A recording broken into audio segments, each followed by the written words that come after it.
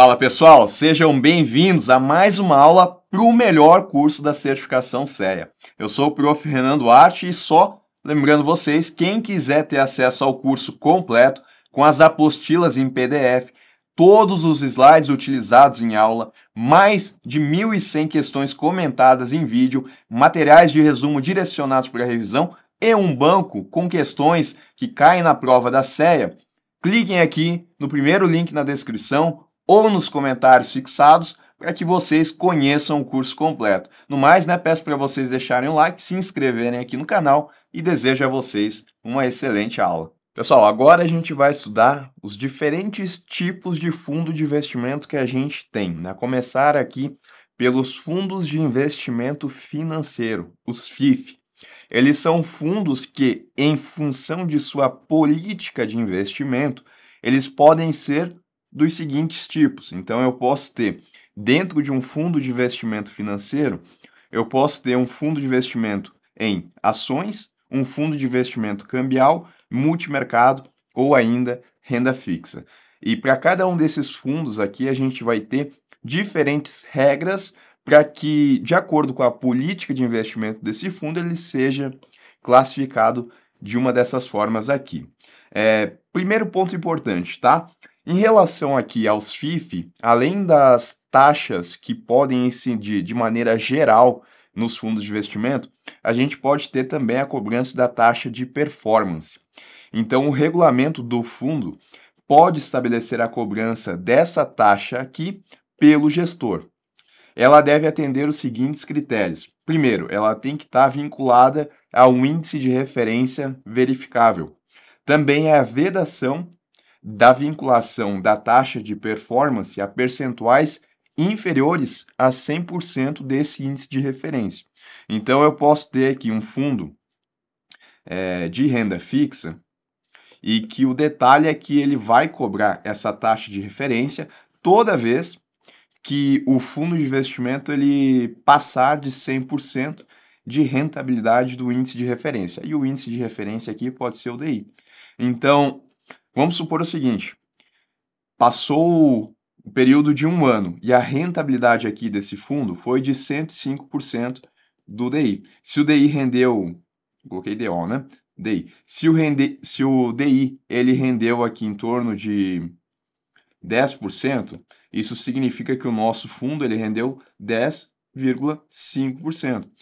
E aí, nessa situação aqui, é possível cobrar a taxa de performance, porque a gente teve uma rentabilidade que foi superior ao do índice de referência. Então, o primeiro ponto é que tem que ter o índice de referência verificável, tá aqui o DI. Segundo, a gente não poderia cobrar a taxa de performance se o percentual fosse menos do que 100% do índice de referência. Aqui foi 105% e a gente estipulou que quando for acima de 100% é possível a cobrança. Então tá ok. A cobrança por período no mínimo semestral. Aqui a gente olhou de maneira anual, também está correto. Não pode ser menos do que um semestre. E a cobrança ela vai acontecer após a dedução de todas as despesas, inclusive das taxas devidas aos prestadores de serviços essenciais. É exemplo da taxa de administração. Então, em outras palavras, a gente cobra por último a taxa de performance. Em relação ao papel do administrador aqui no FIF, a gente tem o seguinte, ele vai ter que verificar a compatibilidade dos preços, verificar também os limites de concentração dos ativos e contratar o custodiante. São serviços adicionais aqui em relação ao administrador, além de todos aqueles que já estão previstos na parte geral da legislação que fala sobre as suas atribuições. Bom, em relação ao gestor, além das vedações que ele tem, o que a gente tem aqui adicionalmente em relação aos FIF?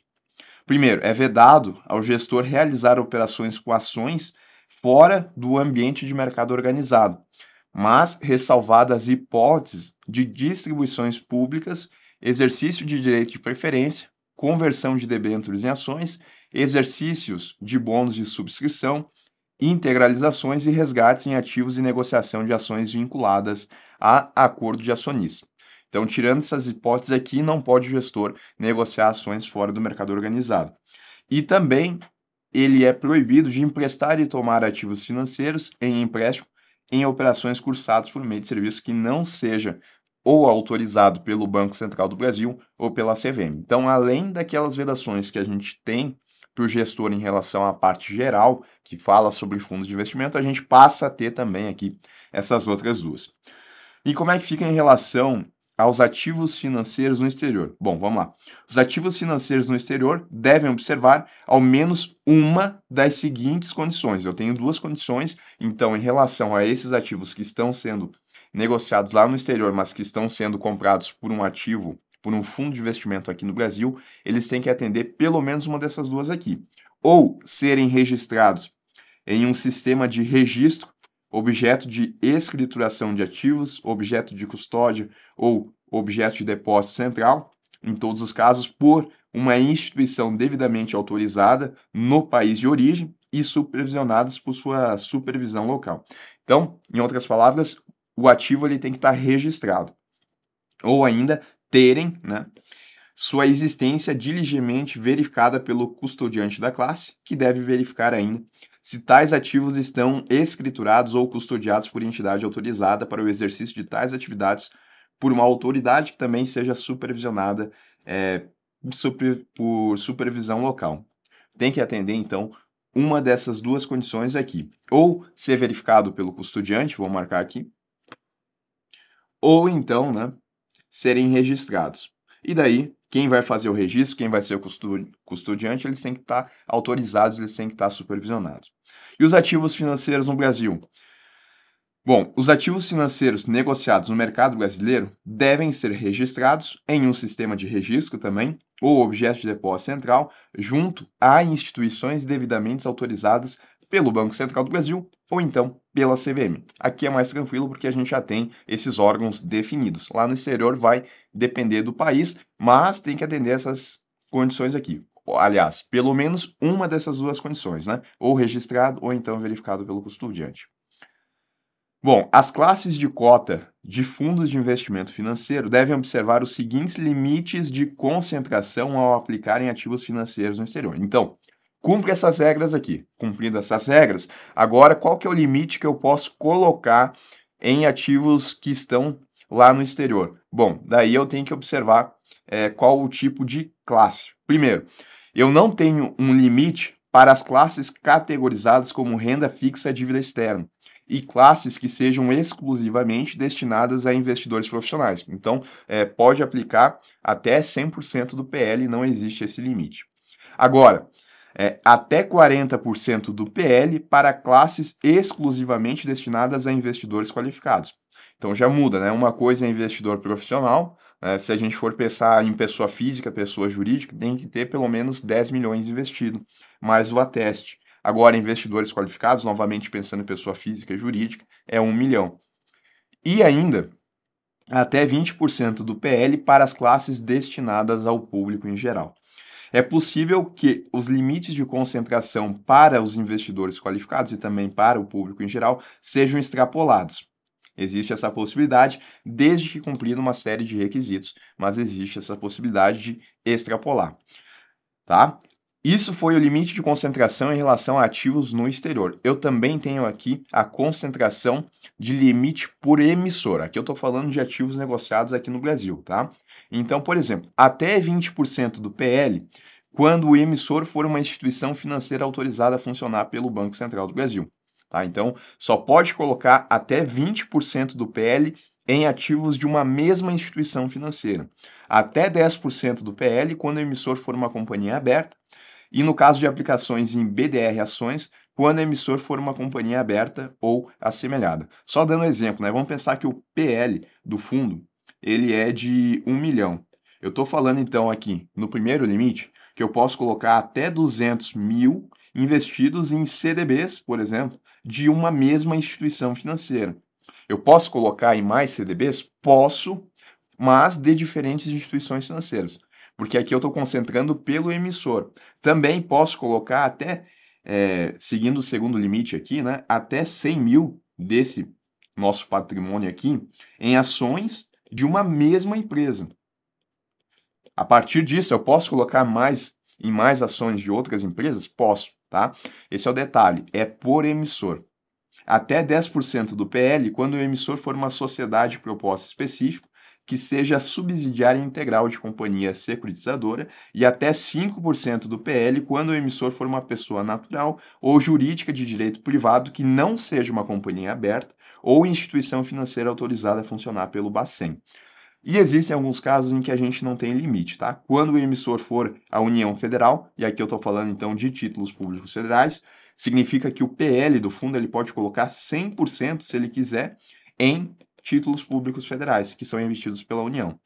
Quando o emissor for fundo de investimento ou a política de investimento prever a aquisição de ativos fungíveis de uma única emissão de valores imobiliários. Então, se o emissor for um fundo de investimento, exemplo de cotas de outros fundos de investimento, aqui a gente não tem mais os limites. E além do limite por emissora, também tem o limite por modalidade, por ativo financeiro. Então, até 20% do PL para o conjunto dos seguintes ativos. E pode chegar a 40% se contar com a presença de formador de mercado. O formador de mercado vai ser aquela pessoa que vai colocar ordens de compra e de venda para trazer mais liquidez ao mercado, para trazer mais possibilidade de os investidores tanto de comprar quanto de venderem os seus ativos. Então, a princípio, até 20% do PL para esses ativos aqui, mas podendo chegar a 40% se a gente tiver a presença do formador de mercado. Então, até 20% do PL em cotas de FIF destinadas exclusivamente a investidores qualificados, sendo de 5% quando prever a aquisição de direitos creditórios não padronizados. Então, até 20% em cotas de FIF destinadas a esses investidores. Até 20% cotas de fundo de investimento imobiliário, né, FII. Cotas de fundo de investimento de direitos creditórios, FIDIC, sendo que 5% quando prevê a aquisição de direitos creditórios não padronizado. Certificados de recebíveis, sendo 5% quando prever a aquisição de direitos creditórios não padronizados. Então já peguem esse detalhe, né? Sempre que falar aquisição de direitos creditórios não padronizados é de 5%. Valores mobiliários representativos de dívida de emissão de companhia emissora não registrada na CVM. Então até 20% do PL quando forem cotas de FIF, cotas de fundo imobiliário, cotas de FIDIC, certificados de recebíveis e valores mobiliários de emissão de uma companhia não registrada na CVM. Até 15% do PL para o conjunto dos seguintes ativos, podendo aqui chegar até 25% se contar com a presença do formador de mercado. Aqui poderia dobrar esse percentual com a presença do formador de mercado. Aqui não chega a dobrar, tá? Vai até 25%. Cotas de fundos de investimento em participações, o FIP, ou ainda cotas de fundo de investimento nas cadeias produtivas agroindustriais, o FIAGRO, sendo que 5% quando prevê a aquisição de direitos creditórios não padronizados. Até 10% do PL para o conjunto de seguintes ativos: títulos e contratos de investimento coletivo, CBIL e créditos de carbono, criptoativos, valores mobiliários emitidos por meio de plataformas eletrônicas de investimento participativo. Tá? Então, até 20, até 15 e até 10, podendo chegar até 40 e até 25, aonde a gente tem 20 e 15%, caso conte com a participação de formador de mercado. E também aqui existem algumas situações onde a gente não tem limite por ativo financeiro. Por exemplo, títulos públicos federais e operações compromissadas lastreadas nesses títulos aqui. Ouro financeiro, desde que a negociação aconteça em mercado organizado. Títulos de emissão ou coobrigação de instituição financeira autorizada a funcionar pelo Bacen, ou ainda operações compromissadas que tenham o lastro nesse título. Notas promissórias, debêntures, notas comerciais, ações, certificados de depósitos de valores imobiliários, desde que tenham sido emitidas por companhias abertas e objeto de oferta pública, aí a gente vai ter o registro na CVM. Então eu tenho o PL, né, do fundo, que é de 1 milhão. Eu posso colocar todo ele, a princípio, em debêntures.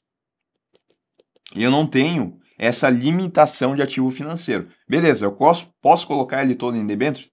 Posso, mas eu vou ter que fazer aquela diversificação, porque eu tenho um limite em relação ao emissor, mas não à modalidade, que é a debênture aqui. Aonde que eu não tenho, por exemplo, limite nem de emissor, nem de modalidade, em relação aos títulos públicos federais. Tá, continuando aqui então, bônus e recibos de subscrição, os cupons, cotas de classe de fundos de investimento financeiro destinados ao público em geral. Então, olha só, enquanto que eu tinha aqui, por exemplo, uma restrição no PL em relação a cotas de FIF exclusivamente a investidores qualificados, aqui, se for aberto ao público, eu não tenho esse limite. E além disso, tá? Aqui eu também tenho limites diferentes a depender de qual é o fundo de investimento que eu vou ter cotas desses fundos. Eu não tenho quando for para cotas de FIF que sejam destinados ao público em geral. Não tenho limite aqui. ETF também, BDR ações, BDR dívida corporativa e ETF. Contratos derivativos, ativos perfeitamente fungíveis de uma única emissão de valores imobiliários. Então, nessas situações aqui eu não tenho limite por ativo financeiro. Em relação a esses percentuais aqui de concentração, eu tenho o seguinte, tá? Os limites de composição e concentração de carteira, de exposição ao risco de capital e de concentração em fatores de risco devem ser cumpridas por quem? Pelo gestor. E a gente viu agora há pouco que cabe ao administrador verificar esses percentuais. Quem é que tem que cumprir? É o gestor. E o administrador ele verifica para ver se está tudo ok. Com base no patrimônio líquido da classe, cabendo ao gestor, quando for o caso, diligenciar pelo seu reenquadramento no melhor interesse dos cotistas. Tá? Então, vamos supor que o gestor ele verificou que estava fora do limite de concentração exigido pela lei. Aí ele vai ter que fazer um reenquadramento da carteira. Sem prejuízo da responsabilidade do gestor, o administrador ele deve informar a CVM caso a carteira de ativos permaneça desenquadrada. Por qual tempo? Por 10 dias úteis consecutivos. Ele vai informar, então, até o final do dia útil seguinte ao encerramento do prazo, bem como também vai informar seu reenquadramento tão logo verificado. Se ficou por 10 dias, comunica a CVM, tá? 10 dias úteis. O gestor deve encaminhar à CVM um plano de ação para o reenquadramento da carteira no mesmo prazo, de modo isolado ou conjuntamente ao expediente do administrador, ou seja, aquilo que o administrador comunicou à CVM, pode ser junto ou pode ser também depois, de modo isolado, na verdade. As classes de cotas, elas têm os seguintes prazos máximos para atingir os limites de concentração por emissor e por modalidade de ativo financeiro. São 60 dias para as classes abertas e 180 dias para as classes fechadas. Nesse prazo aqui, então, são esses os prazos máximos para que essas classes de cotas elas consigam, então, atingir o limite de concentração, tanto por emissor como de ativo financeiro também. Bom, agora a gente vai falar aqui, então, dos diferentes fundos de investimento financeiros, começando pelo fundo de renda fixa. A classe que ela for tipificada como renda fixa, ela deve ter como principal fator de risco de sua carteira a variação da taxa de juros, índice de preço ou ambos. Então, o principal ponto aqui de renda fixa é que o fator de risco da carteira tem que ser a variação da taxa de juros ou então o índice de preço. Renan, dá um exemplo aqui de taxa de juros e de índice de preço. Bom, exemplo, né? Pode ser, por exemplo, a taxa Selic e índice de preço pode ser o IPCA. Significa, então, que essa classe ela vai ter como fator de risco a variação ou da Selic ou do IPCA. Dando como exemplo, né? A gente poderia ter a taxa DI também, a gente poderia ter o IGPM.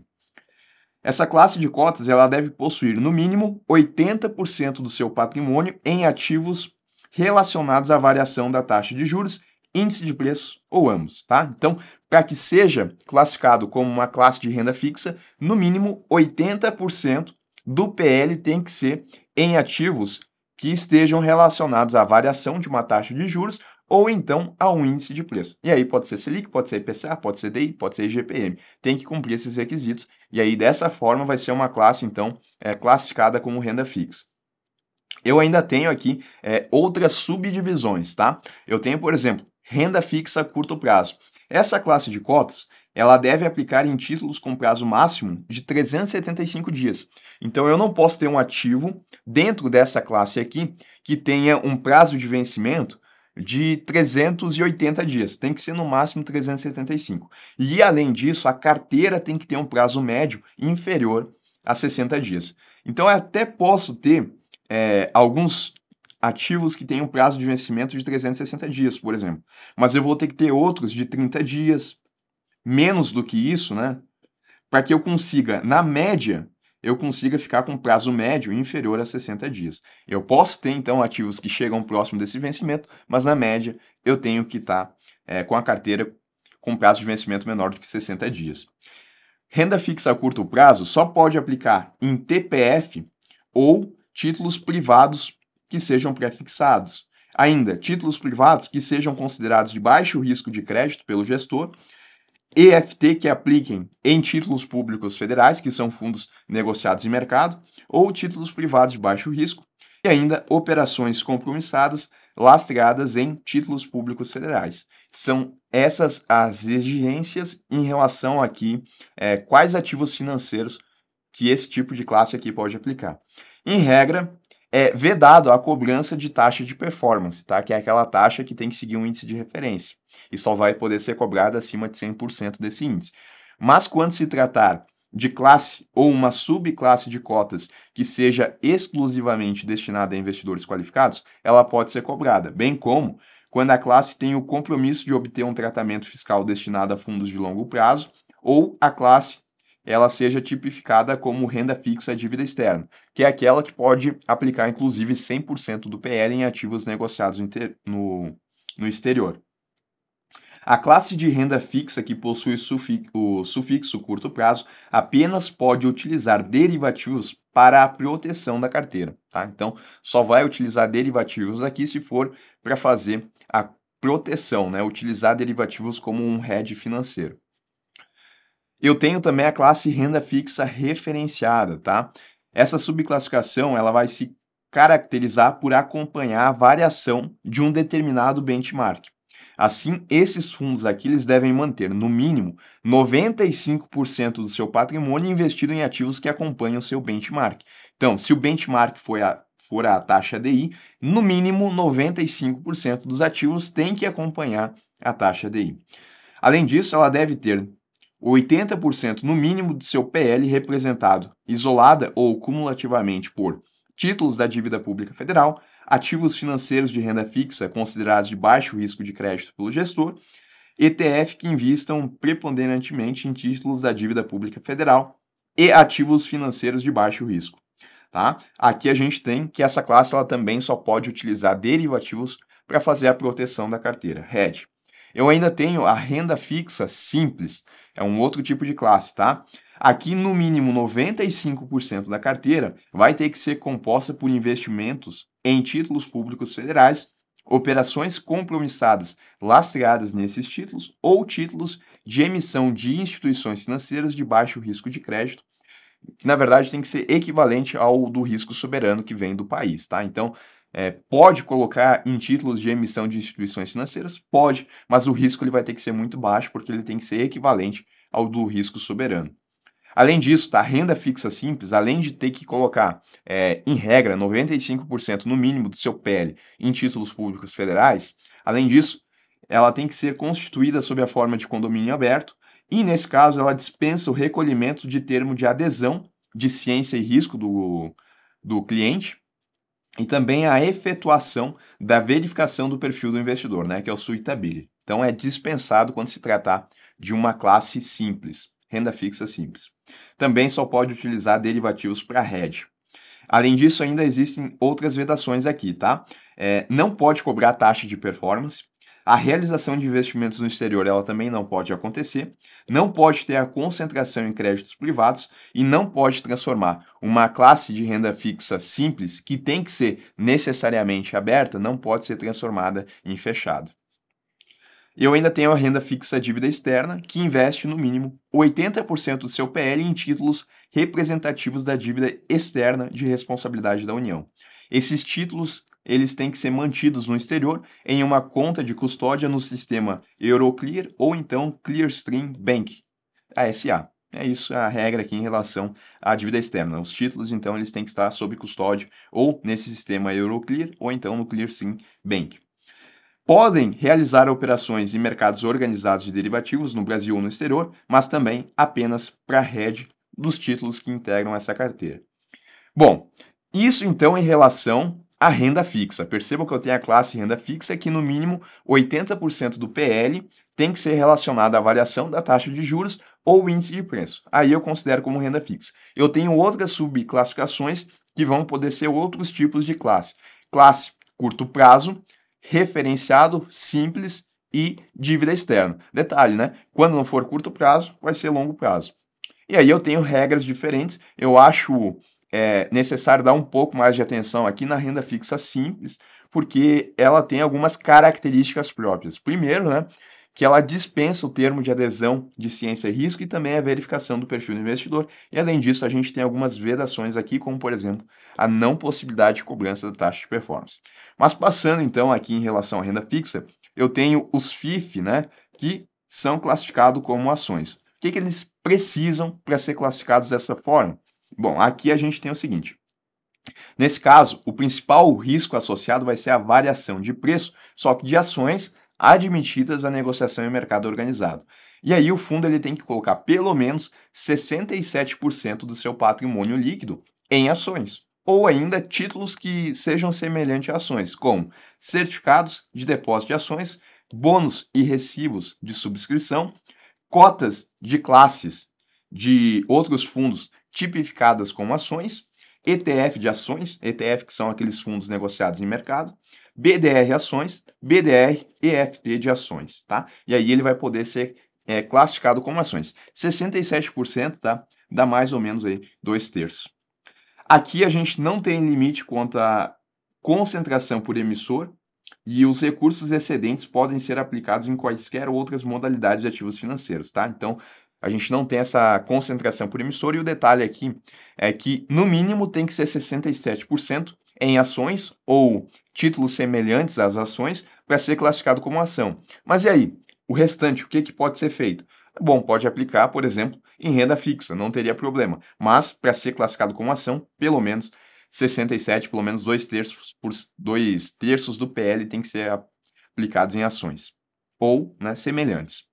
A gente tem uma subclassificação aqui que é ações mercado de acesso. Aí, no mínimo, 67% do PL em ações de companhias listadas em segmento voltado ao mercado de acesso.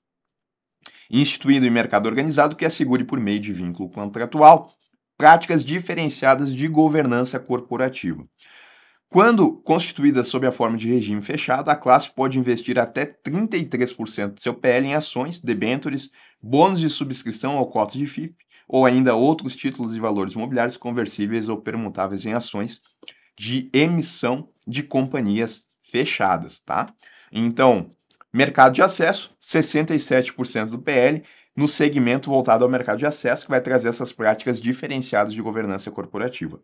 Além disso, se for constituído sob regime fechado, pode colocar até 33% do PL em títulos de emissão de companhias fechadas. Ainda, outra classe aqui que a gente tem é a classe cambial, tá? Esses fundos cambiais eles devem ter como principal fator de risco de carteira a variação de preços de uma moeda estrangeira ou cupom cambial, investindo no mínimo 80% da carteira em ativos relacionados diretamente ou sintetizados via derivativos a esse fator de risco. E o multimercado é o mais tranquilo, tá? A classe tipificada como multimercado deve ter uma política de investimento que envolva vários fatores de risco, sem o compromisso de concentração em nenhum fator específico. Então aqui não precisa, por exemplo, obedecer percentual de 80%, 95%, 67%. Não. Quando a gente não ter, então, uma classificação, eu tenho aqui, por exemplo, um fundo que ele tem um PL de 1 milhão. E aí ele vai colocar 300 mil em renda fixa, né? Vai colocar assim, ó, 300 mil em títulos públicos federais, vai colocar 300 mil em ações, vai colocar ainda uma parte em ativos negociados no exterior, vamos colocar aqui que ele vai colocar 200 mil em ativos negociados no exterior. Isso deu 300 mais 300 deu 600, 800 e vai colocar 200 mil em ativos que sejam relacionados à moeda estrangeira, tá? Então, variação de preços, variação cambial, vou colocar assim. Tá? Então percebam que ele não atingiu o mínimo para ser classificado como renda fixa, porque ele precisava no mínimo 80%. Ele colocou 30% do PL, então não posso classificar como renda fixa. Também não posso classificar como ação, né? Porque ele não atingiu aqui o mínimo para ser classificado como ação. Teria que ter no mínimo 67%, colocou só 30%. É negociado no exterior, também não classifica ele como dívida externa, porque ele tem 200, não tem 800. E também não posso classificar como cambial, porque ele teria que ter 80% e ele tem só 20%. Então, como ele não está classificado em nenhum desses outros, ele vai ser classificado aqui como multimercado, né? Porque envolve vários fatores de risco, sem o compromisso de concentração em nenhum deles. Eu poderia modificar aqui de forma que, se ele não fosse classificado em nenhum desses outros, ele ainda assim seria classificado em multimercado. Vamos lá. Fundos incentivados em infraestrutura, tá? São fundos também do tipo de renda fixa e podem ser constituídos como condomínios fechados ou abertos, devendo a denominação conter a expressão investimento em infraestrutura, devendo ainda também identificar o direcionamento da parcela preponderante de seus recursos para o segmento econômico específico, se for o caso. Qual que é a regra? Ele precisa investir pelo menos 85% do seu PL em títulos de crédito privado elegíveis aos benefícios fiscais, ou seja, isentos de imposto de renda para os investidores. Então, isso em relação ao fundo de investimento em infraestrutura, aqui ele tem que colocar pelo menos 85% do seu PL em títulos que sejam elegíveis para receber o benefício fiscal, aonde a gente não tem um imposto de renda. Fundo destinado à garantia de locação imobiliária. Esses aqui são fundos especificamente criados para permitir a cessão fiduciária de cotas em garantias de contratos de locação imobiliária. Exemplo, tá? Um investidor que possui cotas desses fundos pode utilizar essas cotas aqui como uma espécie de garantia em um contrato de aluguel. É como se fosse um ativo do patrimônio dele. Mas esse tipo de fundo ele é criado nesse sentido, tá? Para permitir a cessão fiduciária dessas cotas em garantias de contratos de locação imobiliária. Tá? Então, utiliza as cotas como uma garantia. Eles devem ser constituídos sob a forma de regime aberto. A cessão fiduciária das cotas é feita mediante o pedido do cotista ao administrador do fundo, acompanhado do termo de cessão fiduciária e também do contrato de locação, que é onde ele vai residir, por exemplo, né? Ele vai lá residir em um local, ou pode ser um estabelecimento comercial, tudo bem, e ele vai ter que ter, então, esse contrato de locação, bem como também o termo de cessão fiduciária, ele vai apresentar ao administrador, vai fazer o pedido, e aí ele vai poder utilizar as cotas que ele tem como garantias desse contrato de aluguel. A cessão torna as cotas indisponíveis, inalienáveis e impenhoráveis. Então, ele não vai poder utilizar essas cotas enquanto elas estiverem como garantia desse contrato de alienação. Bom, uma outra concentração que eu tenho também aqui é a concentração em crédito privado. Olha como é que funciona.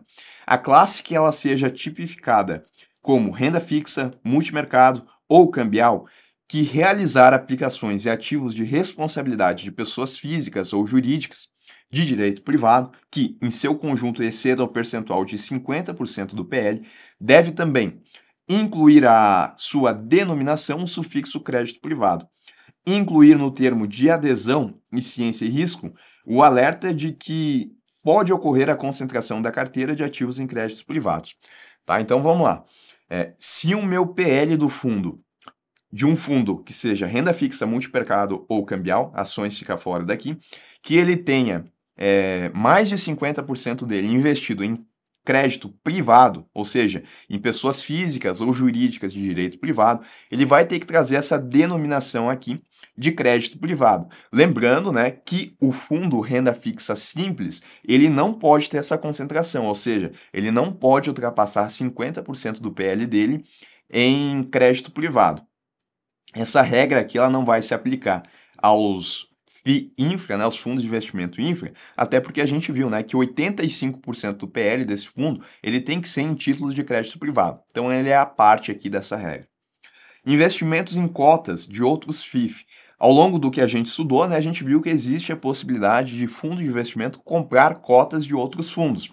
E aí a gente vai ter diferentes percentuais a depender de quais vão ser essas cotas aqui. As classes de investimento em cotas, ou seja, aquelas classes que vão comprar cotas de outros fundos, devem adquirir cotas de classes do mesmo tipo. Então, uma classe de renda fixa tem que comprar cotas de uma classe de renda fixa também, exceto para aquelas classificadas como multimercado, porque a gente não tem aquele limite de concentração. Aí elas podem colocar em classe de qualquer tipo. A restrição de investir apenas em cotas do mesmo tipo não se aplica, contudo, quando a aquisição de cotas é feita no contexto de gestão de liquidez da classe. Aí aqui não vai precisar ser observado, mas é em caráter excepcional. Em relação à exposição ao risco de capital, a resolução ela estabelece limites máximos para a utilização de margem bruta por diferentes tipos de classes de cotas de fundos de investimento. Essa margem bruta, ela refere-se ao total de coberturas e margens de garantias que são requeridas e usadas pela classe nas suas operações de carteira. Ou seja, é a soma de tudo que o fundo precisa manter em reserva para garantir que as suas operações no mercado financeiro sejam seguras e estejam dentro das regras estabelecidas. Então, olha só, para a classe tipificada como renda fixa, a margem bruta é limitada a 20% do PL da classe, que é esse total de coberturas que vão ser mantidas. Para a classe tipificada como cambial ou então ações, a margem bruta é limitada a 40% do PL da classe. Para a classe tipificada como multimercado, a margem bruta é limitada a 70% do PL da classe. E ainda a gente tem aqui as classes restritas, tá? Segundo a resolução, considera-se restrita a classe ou a subclasse exclusivamente destinada à aplicação de recursos de investidores qualificados e profissionais. Inclusive, a gente viu, né, que a depender se a classe ela é exclusiva de um investidor qualificado ou de um investidor profissional, a gente vai ter diferentes percentuais no que se trata, por exemplo, a investimento no exterior, tá? Então, existem diferentes regras aqui quando a gente está falando de classes restritas a investidor qualificados e profissionais. Essas classes, então, elas podem ter prazos diferentes para a conversão de cotas e também pagamento de resgates, até mesmo prazos máximos mais longos do que o usual. Além disso, essas classes têm a permissão para aumentar o percentual dos limites por modalidade de emissor, dobrando esses limites, e também por ativo financeiro, majorando, não chega a dobrar, a depender do caso, quando se tratar de investidores qualificados. Tá? Então, modalidade de emissor, a gente vai ter essa possibilidade de dobrar e no ativo financeiro de majorar esses percentuais. Para fundos destinados a investidores profissionais, pode-se ter ainda mais flexibilidade, incluindo a não observância dos limites de concentração, a possibilidade de investimentos ilimitados no exterior e a dispensa de algumas obrigações administrativas. Isso porque os investidores profissionais são aqueles que têm um maior conhecimento em relação ao mercado. Então vamos lá, limites por emissor, né? O que a gente tem aqui? Até 40% do PL quando for uma instituição financeira autorizada a funcionar pelo Banco Central. Até 20% quando for uma companhia aberta. Até 20% quando for sociedade de propósito específico, que seja subsidiária integral de uma companhia. Até 10% de quando for uma pessoa natural ou jurídica de direito privado que não seja uma companhia aberta ou instituição financeira autorizada a funcionar pelo Banco Central do Brasil. Então, percebam aqui, né, que essa é a regra para investidores qualificados em relação ao limite para emissor. Isso daqui é diferente da regra geral, onde a gente tem o seguinte, que são esses percentuais, só que eles são pela metade, tá? Então, isso daqui a gente poderia colocar que é para o público em geral. Mas se eu estiver falando de uma classe restrita a investidores qualificados, eu vou ter que, nessa situação, esses percentuais eles vão ser dobrados, tá certo? E em relação aos limites por modalidade, aqui a gente também tem diferença, tá? Até 20% do PL para os seguintes ativos. Então, a gente já viu esses ativos aqui, podendo chegar até 60% para esses investidores, se contar com a presença de um formador de mercado. A gente tinha aqui até 15%, né, para esses investimentos aqui, pode chegar até 40% se contar com a presença de um formador de mercado e até 10% aí continua dessa forma, tá? Em relação aos encargos relacionados aqui aos FIF, tá? Além dos encargos que estão dispostos na parte geral de fundos de investimento, o regulamento do FIF ele pode prever como encargos as seguintes despesas que podem ser debitadas diariamente de suas classes de cotas. A taxa de performance, que a gente estudou um pouco em relação a ela, e também a taxa máxima de custódia, que vai ser cobrada pelo custodiante. Também podem aparecer aqui nas classes de FIF.